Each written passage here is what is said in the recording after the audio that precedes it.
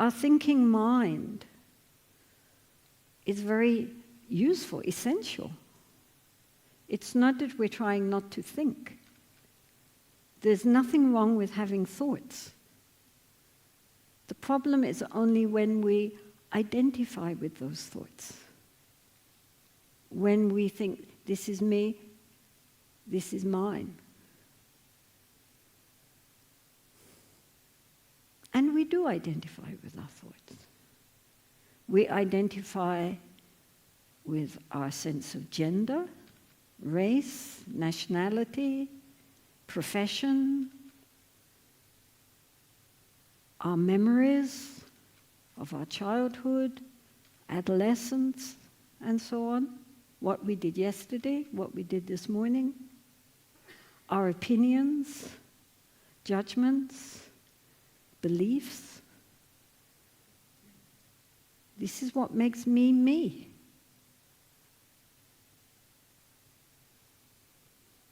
And so from the perspective of Dharma, this is our essential unknowing. This is our essential ignorance. In Sanskrit, it's avidya, which means exactly that, unknowing. We don't know who we really are. It's, without solidifying this, it's like an actor who is playing a role, and while they are playing the role, he absolutely identifies with his role. If it's a good actor, he becomes the character he's playing. But if, when he goes off stage, he still thinks he's Hamlet, he has a problem. And so this is the point, that yes, we play our role, and we play it the best we can, because this is the role we're given to play in this lifetime. But essentially, we know we are not that. And so it's very important to always remember that behind all the coming and going of this conceptual mind, we have Buddha nature. It's very important to remember that at the essential nature of our mind is wisdom and compassion, is an empty, luminous clarity. That's our true nature. All this other phenomena which appears in our mind it's rather like, all right, if the brain is a computer, then it's what is the energy driving that computer? We have to go back and look at the electric current behind this, the computer programming. Because without that, there would be no computer. It won't work. And so our primordial awareness, which is behind the coming and going of our thinking mind, is like the sky, the vast blueness of the sky, which normally is covered by thick clouds.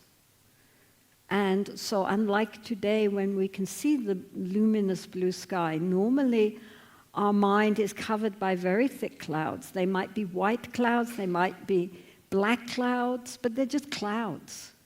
But like the Indian monsoon, it goes on forever and ever, and you just never see the sky. And we forget that there is a sky.